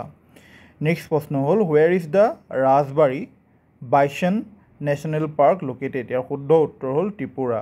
নেক্সট প্ৰশ্ন হ'ল which public sector bank achieved the highest growth rate in financial year 24? ইয়াৰ শুদ্ধ উত্তৰ হ'ল বেংক অফ মহাৰাষ্ট্ৰ। নেক্সট প্ৰশ্ন হ'ল which district in Assam is home to Sonbeel, the largest wetland in the North East and the second largest in Asia? ইয়াৰ শুদ্ধ উত্তৰ হ'ল কৰিমগঞ্জ।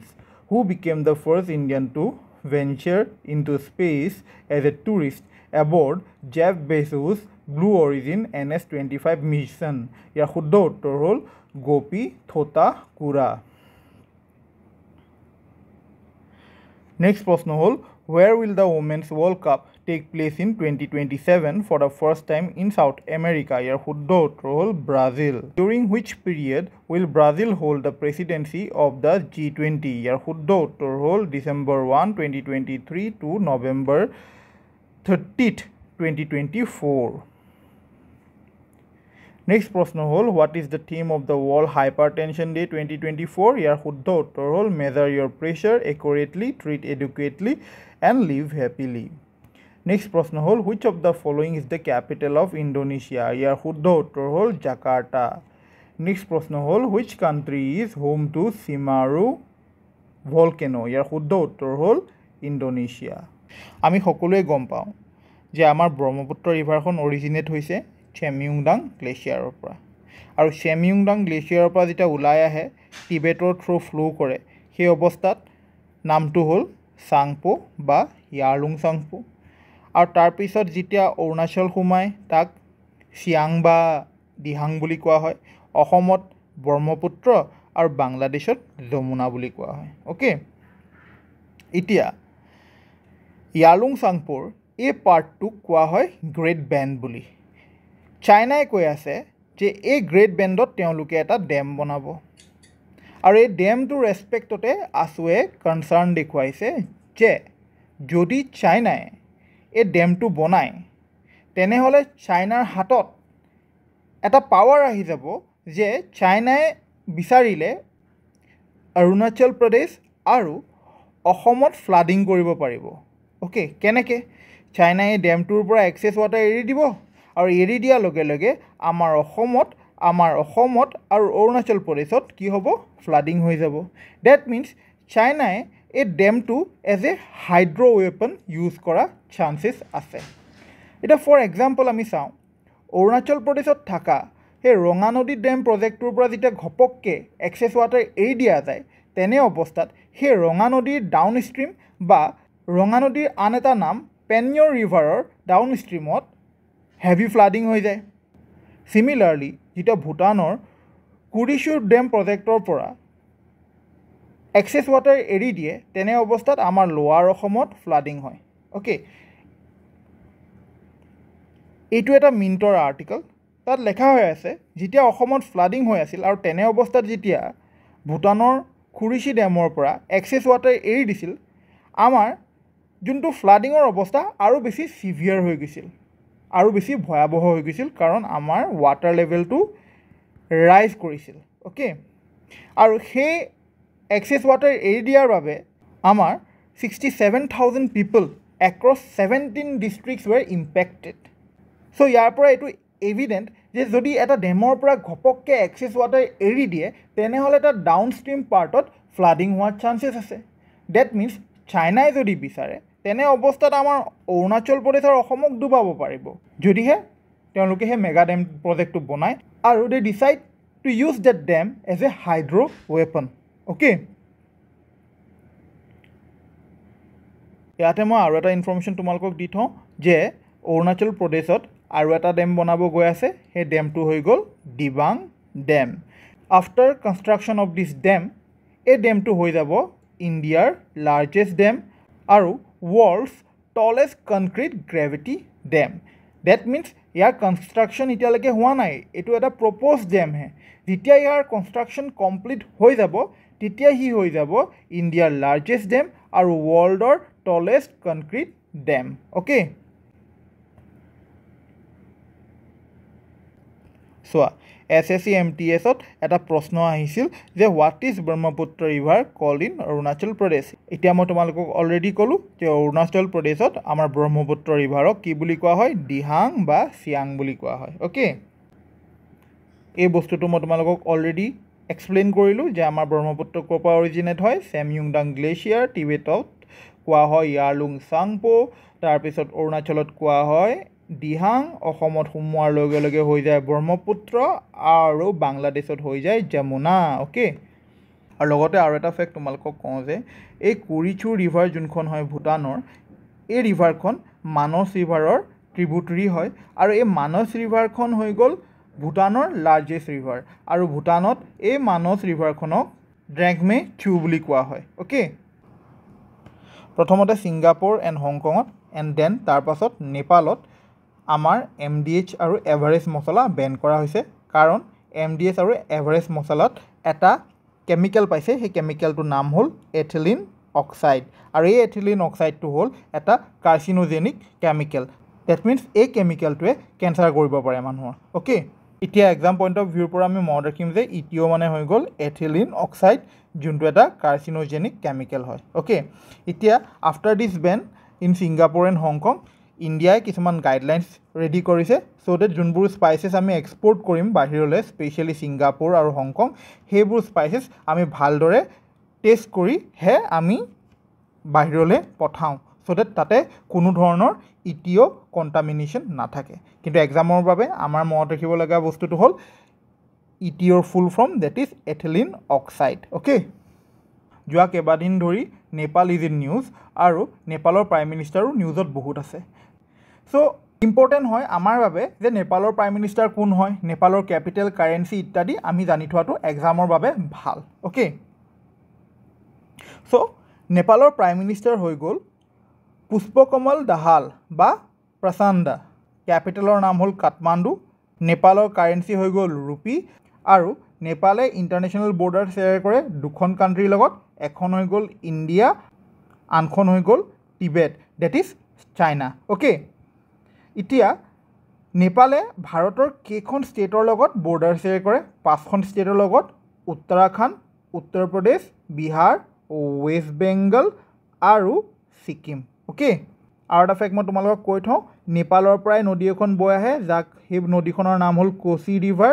সেই ৰিভাৰখনক কোৱা হয় চৰো অফ বিহাৰ, কাৰণ নেপালৰ পৰা বৈ অহা এই নদীখনে বিহাৰত বহুত বেছি ফ্লাড কৰে, and that is why it is known as the sorrow of Bihar. টাইৱানৰ নতুন প্ৰেচিডেণ্ট হৈ গ'ল লাই চিংটে বা উইলিয়াম লাই। টাইৱানৰ কেপিটেল হৈ গ'ল টাইপে চিটি আৰু কাৰেঞ্চি হৈ গ'ল টাইৱান ডলাৰ। মনত ৰাখিবা, টাইৱানক কোৱা হয় ৰিপাব্লিক অফ চাইনা বুলি, আৰু চাইনাক কোৱা হয় পিপলছ ৰিপাব্লিক অফ চাইনা বুলি। চাইনাই টাইৱানক নিজৰ টেৰিটৰী বুলি কয়, আৰু টাইৱানে কয় যে টাইৱান ইণ্ডিপেণ্ডেণ্ট। চোৱা, এইখন হৈ গ'ল চাইনা আৰু এইখন হৈ গ'ল টাইৱান। অ'কে, তো চাইনাই কয় যে টাইৱানখন তেওঁলোকৰ, আৰু টাইৱানে কয় যে টাইৱান ইণ্ডিপেণ্ডেণ্ট হয়।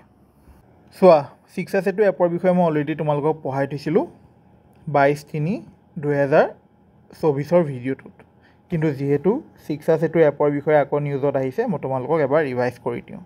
এতিয়া নিউজত কি কৈছে যে 6A2 এপটোৱে মেল ফাংচন কৰিছে, মানে এপটোৱে ভালকৈ কাম কৰা নাই, আৰু গভৰ্ণমেণ্ট স্কুলবোৰত যোনবোৰ টেবলেট দিছে সেই এপটো চলাবলৈ, সেই টেবলেটবোৰৰ কোৱালিটি ভাল নহয় বুলি কৈছে ডেম'ক্ৰেটিক ইউথ ফেডাৰেশ্যন অফ ইণ্ডিয়াই। লগতে কৈছে টিচাৰ্ছবিলাককতো এপটো ইউজ কৰিব দিলে, কিন্তু টেকনিকেল ছাপৰ্ট দিয়া নাই।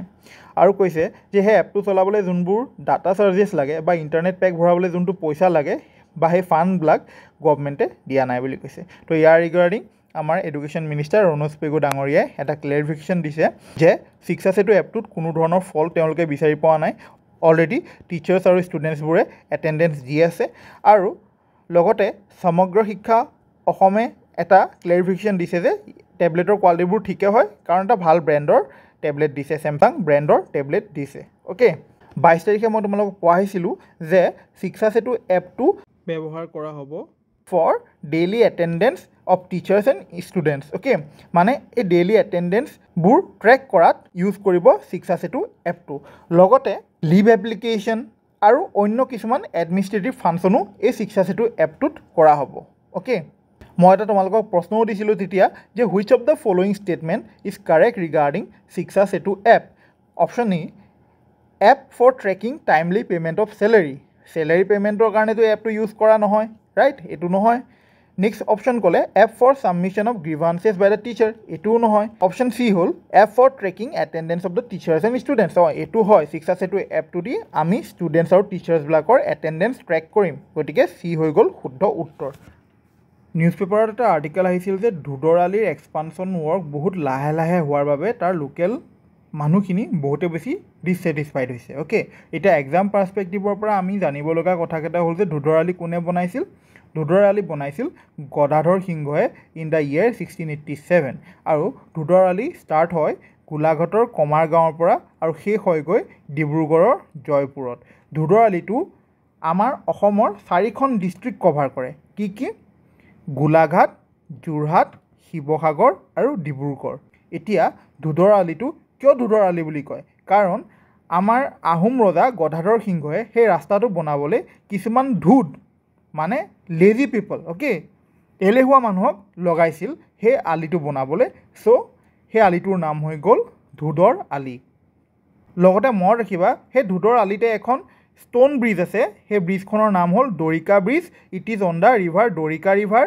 সেই ব্ৰিজখন বনাইছিল ৰজা প্ৰতাপ সিংহই। অ'কে, মে' 21ত আমি অবজাৰ্ভ কৰোঁ as international tea day. Tea লগতে ৰিলেটেড এটা ইনষ্টিটিউট আছে, Tocklai tea research institute. It is located in Jorhat, Assam. It is the world's largest and oldest tea research institute. May' 21ত আৰু এটা দিন আমি অবজাৰ্ভ কৰোঁ, সেইটো হৈ গ'ল national anti terrorism day'. May' 21, 1991ত আমাৰ ভাৰতৰ 6th প্ৰাইম মিনিষ্টাৰ ৰাজীৱ গান্ধীক এছাচিনেট কৰা হৈছিল ইন শ্ৰীপেৰুম্বদুৰ মাদ্ৰাছ আৰু তেওঁক এছাচিনেট কৰিছিল লিবাৰেশ্যন টাইগাৰ্ছ অফ তামিল ইল্লাম বুলি এটা টেৰৰিষ্ট অৰ্গেনাইজেশ্যনে অ'কে চ' সেই পাৰ্টিকুলাৰ দিনটোত 21 মে'ক আমি অবজাৰ্ভ কৰোঁ as anti terrorism day to generate awareness among all sections of people about the dangers of terrorism and violence okay board of control for cricket in India বা BCCI north ইষ্টৰ 6খন ষ্টেটত indoor cricket একাডেমিজ বনাব আৰু সেই 6খন state হ'ল অৰুণাচল মণিপুৰ মেঘালয় মিজোৰাম নাগালেণ্ড আৰু Sikkim okay অসমৰ ভিটাৰেন actor তিলমিজুৰ ৰহমানৰ ৰিচেণ্টলি মৃত্যু হ'ল তেওঁ ডেবিউ কৰিছিল as a actor in the film Ronga Police আৰু এই ৰঙা পুলিচ ফিল্মখনে 1959ত প্ৰেচিডেণ্ট চিলভাৰ মেডেল জিকিছিল for the best feature film at the 6th national film awards আমাৰ নৱগ্ৰহ টেম্পল আছে চিত্ৰাচল পাহাৰত লাচিত দ্য ৱাৰিয়াৰ এখন animated movie written and directed by Partha Sarathi Mahanta recently Cannes film ফেষ্টিভেলত অনলাইন স্ক্ৰিনিং হ'ল ৱৰ্ল্ড ইকনমিক ফ'ৰামৰ travel and tourism development index 2024ত ইণ্ডিয়াৰ ranking আহিছে 39 আৰু টপ 5 ৰেংকিঙত আছে US স্পেইন জাপান ফ্ৰান্স আৰু অষ্ট্ৰেলিয়া চ' এটা আৰ্টিকেল আহিছিল যে পবিতৰা ৱাইল্ড লাইফ চেংচুৱেৰীৰ আটাইতকৈ ডাঙৰ ৱেটলেণ্ড তামুলীডোবা ৱেটলেণ্ডখন শুকাই গৈছে চ' আমি মনত ৰাখিম যে তামুলীডোবা ৱেটলেণ্ডখন ক'ত আছে পবিতৰা ৱাইল্ড লাইফ চেংচুৱেৰীত আছে আৰু পবিতৰা ৱাইল্ড লাইফ চেংচুৱেৰীখন ক'ত আছে সেইখন আছে মৰিগাঁও ডিষ্ট্ৰিক্টত অ'কে যোৱা 13/5/2024ত মই তোমালোকক পঢ়াইছিলোঁ যে নেপালৰ কামিৰেটা শ্বেৰপাই এটা ৰেকৰ্ড বনাইছিল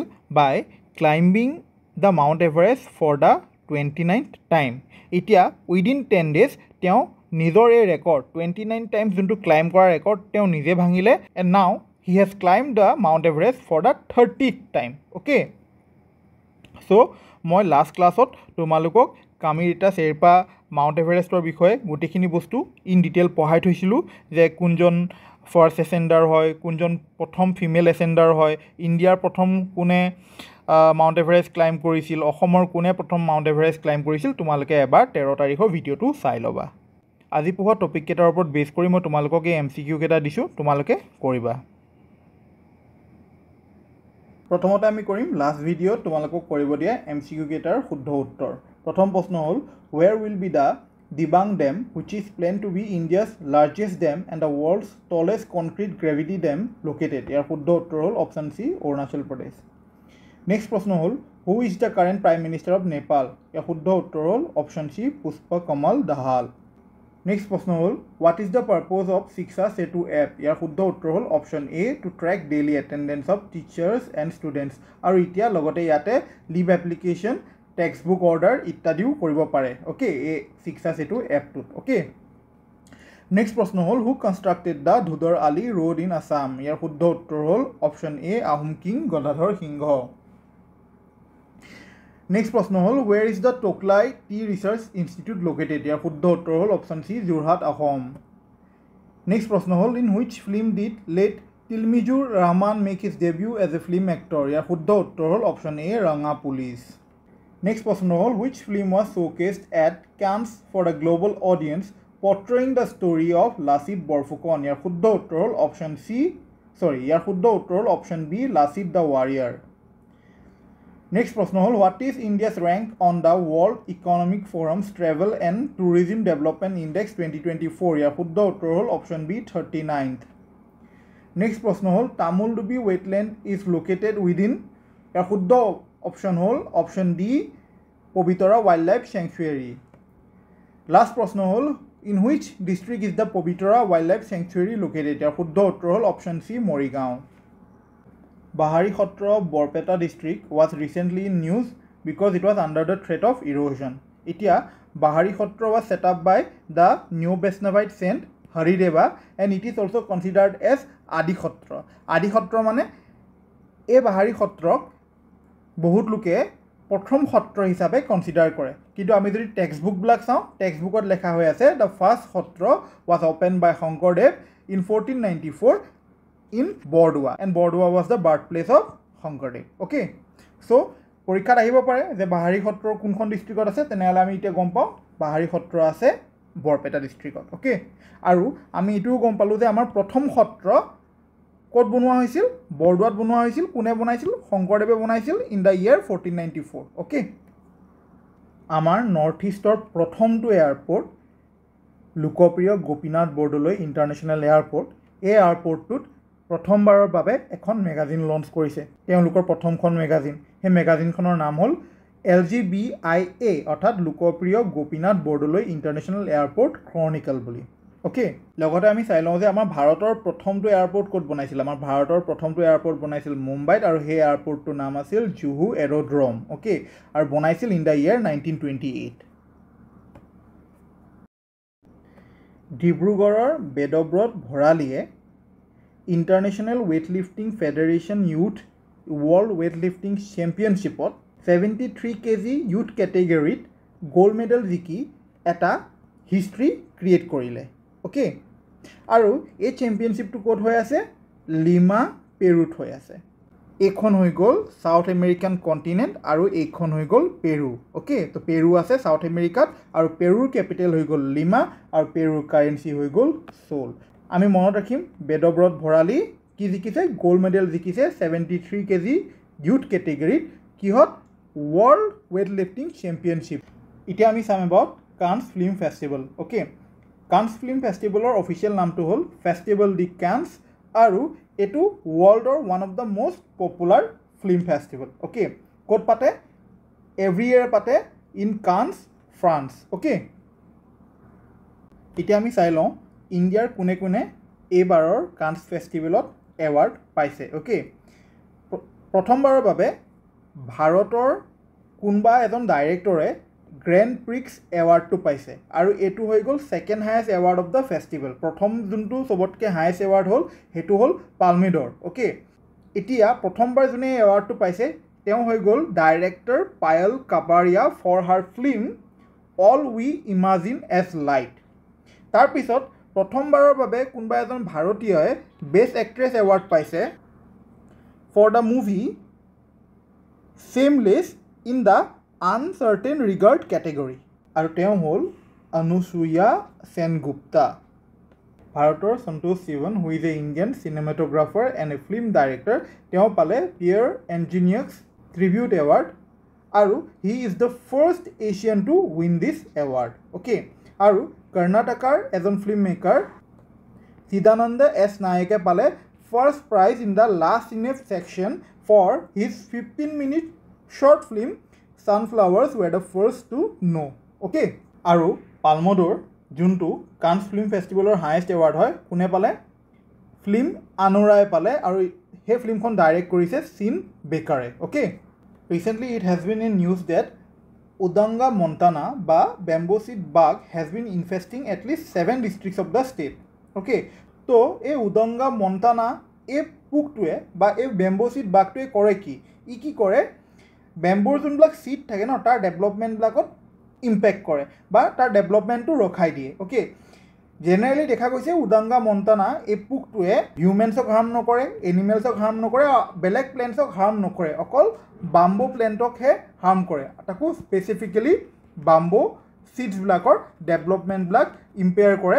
বা ইম্পেক্ট কৰে অ'কে চ' আমি মনত ৰাখিম এই পোকটোৰ নামটো মনত ৰাখিম যিহেতু নিউজত আছে আৰু স্পেচিয়েলি এই পোকটো আফটাৰ 40 years মানে লাষ্ট যেতিয়া এই পোকটো আমি দেখা পাইছিলোঁ বেম্ব'ৰ আমাৰ ইনফেষ্টেশ্যন হৈছিল লাষ্ট 40 years আগত মানে 40 বছৰৰ আগত এই পোকটোৱে ইনফেষ্ট কৰিছিল আফটাৰ 40 years আকৌ ইনফেষ্টেশ্যন হৈছে ৰাইট তো এই বস্তুটো আমাৰ এক্সাম পাৰ্চপেক্টিভতো ইম্পৰ্টেণ্ট হয় যে আমি এই পোকটোৰ নামটো জানো নামটো কি উদংগা মণ্টানা অ'কে বেম্বো চিড বাগ অ'কে নিউজ পেপাৰত অসমৰ প্ৰথমটো ফিল্ম ষ্টুডিঅ'ৰ ওপৰত এটা আৰ্টিকেল আহিছিল এতিয়া অসমৰ প্ৰথমটো ফিল্ম ষ্টুডিঅ'ৰ নামটো কি চিত্ৰবন ফিল্ম ষ্টুডিঅ' ক'ত বনাইছিল ভোলাগুৰি টি ষ্টেট গহপুৰত বনাইছিল কোনে বনাইছিল ৰূপকোঁৱৰ জ্যোতিপ্ৰসাদ আগৰৱালাই বনাইছিল আৰু এই ষ্টুডিঅ'টোৱে চিত্ৰবন ফিল্ম ষ্টুডিঅ'তে জয়মতী আমাৰ অসমৰ প্ৰথমখন চিনেমা জয়মতীৰ শ্বুটিং কৰিছিল ইন 1934ত অ'কে ৰূপকোঁৱৰ জ্যোতিপ্ৰসাদ আগৰৱালাৰ বিষয়ে মই অলৰেডি তোমালোকক পঢ়াই দিছোঁ আগৰ ক্লাছত তোমালোকে এবাৰ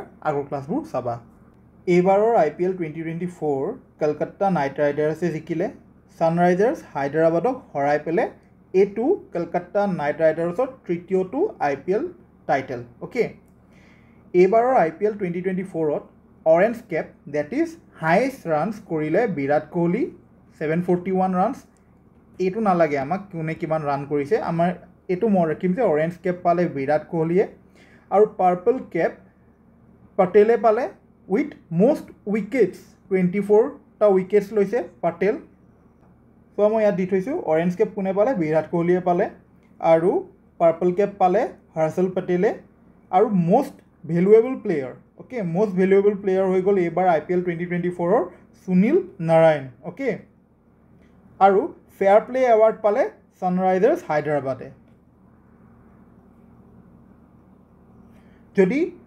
যদি অল টাইম বেটিং লিডাৰ চাওঁ তেনেহ'লে বিৰাট কোহলি টপত আছে উইথ 8004 ৰানছ আৰু অল টাইম বলিং লিডাৰ্ছত যদি চাওঁ তেনেহ'লে যুজবেন্দ্ৰ চাহল টপত আছে উইথ 205 উইকেটছ 2008ত প্ৰথমটো IPL ট্ৰফি জিকিছিল ৰাজস্থান ৰয়েলছে কাক হৰাই চেন্নাই ছুপাৰ কিংছক হৰাই মুম্বাই ইণ্ডিয়ানছ আৰু চেন্নাই ছুপাৰ কিংছে 5টা টাইটেল জিকিছে কলকাতা নাইট ৰাইডাৰ্ছে 3টা টাইটেল জিকিছে আৰু ৰিচেণ্ট যোনটো 3 নম্বৰ টাইটেলটো এইবাৰ জিকিলে IPL 2024ত আৰু Gujarat titans Sunrisers Hyderabad Rajasthan Royals আৰু ডেকান চাৰ্জাৰ্ছ অ'কে এই টিমটো আৰু এতিয়া নাই এইকেইটা team that is Gujarat Hyderabad Rajasthan আৰু ডেকান চাৰ্জাৰ্ছে জিকিছে এটা title okay Dipa Karmakar becomes the first Indian gymnast to win gold in Asian Senior Championship.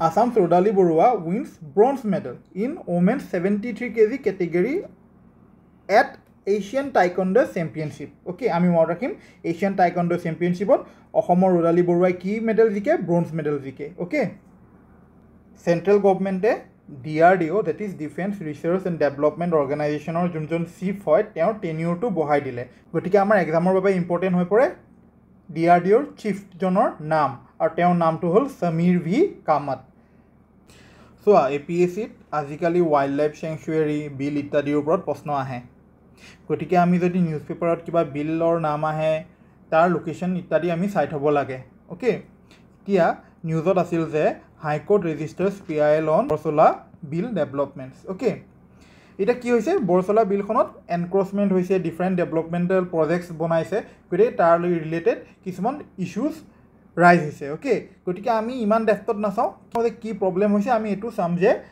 Borsola বিলখন আছে ক'ত অ'কে এতিয়া বৰচলা বা সৰুচলা এই দুইখন হৈ গ'ল চলা বিলৰ পাৰ্ট আৰু চলা বিলখন লোকেটেড ইন গুৱাহাটী চিটি তাৰ মানে চলা বিলখন কোন ডিষ্ট্ৰিক্টত কামৰূপ মেট্ৰ' অ'কে নিউজ পেপাৰত এটা নই ৰোশনী স্কিমৰ ওপৰত আৰ্টিকেল আহিছিল গতিকে আমি চাম নই ৰোশনী স্কিমটো হয় কি ই এটা চেণ্ট্ৰেল ছেক্টৰ স্কিম হয় য'ত মাইনৰিটি কমিউনিটিৰ মহিলাসকলক লিডাৰশ্বিপ ডেভেলপ কৰিবলৈ ট্ৰেইনিং দিয়া হয় আৰু ইয়াত 18 to 65 years বয়সৰ ওমেনে পাৰ্টিচিপেট কৰিব পাৰে আৰু নই ৰোশনী স্কিমটো কোনে চলায় মিনিষ্ট্ৰী অফ মাইনৰিটি এফেয়াৰ্ছে অ'কে RBI অৰ্থাৎ ৰিজাৰ্ভ বেংক অফ ইণ্ডিয়াই ৰিচেণ্টলি 3টা ইনিচিয়েটিভ লঞ্চ কৰিলে প্ৰথমটো হ'ল ৰিটেইল ডাইৰেক্ট মোবাইল এপ এই এপটোৰ সহায়ত ৰিটেইল ইনভেষ্টাৰ্ছসকলে গভৰ্ণমেণ্ট ছিকিউৰিটিজ কিনিব পাৰিব by using the mobile phone next initiative হৈ গ'ল প্ৰভাস পৰ্টেল এই পৰ্টেলটো থ্ৰু ইণ্ডিভিজুৱেল বা এণ্টিটিজ মানে কোম্পানীজ ইত্যাদি তেওঁলোকে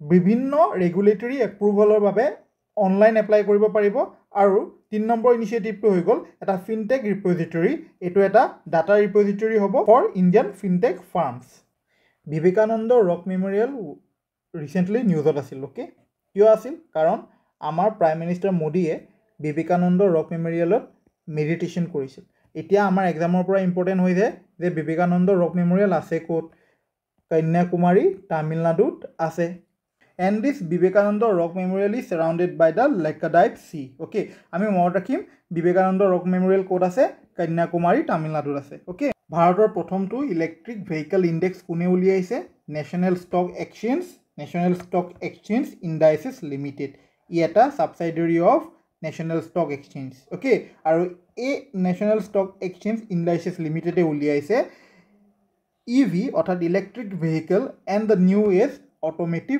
ইণ্ডেক্স এই ইণ্ডেক্সটোৰ থ্ৰু কি কৰিব তেওঁলোকে ইলেক্ট্ৰিক ভেহিকলছৰ যোনবিলাক কোম্পানীজ থাকে তেওঁলোকৰ পাৰফৰ্মেঞ্চবিলাক ট্ৰেক কৰিব অ'কে আজি পঢ়া টপিক কেইটাৰ ওপৰত বেছ কৰি মই তোমালোকক কেইটামান MCQ দিছোঁ তোমালোকে ট্ৰাই কৰিবা যোনে যোনে মোৰ কাৰেণ্ট এফেয়াৰ্ছৰ ভিডিঅ'জবোৰ চাই আছে তেওঁলোকৰ যদি কিবা ডাউট থাকে তেনেহ'লে কমেণ্ট ছেকশ্যনত সুধিবা।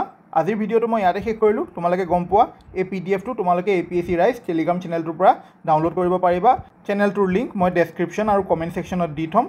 APSC ৰাইজৰ যদি ভিডিঅ'জবোৰ চাই ভাল লাগিছে তেনেহ'লে চেনেলটো ছাবস্ক্ৰাইব কৰি দিবা। Thank U.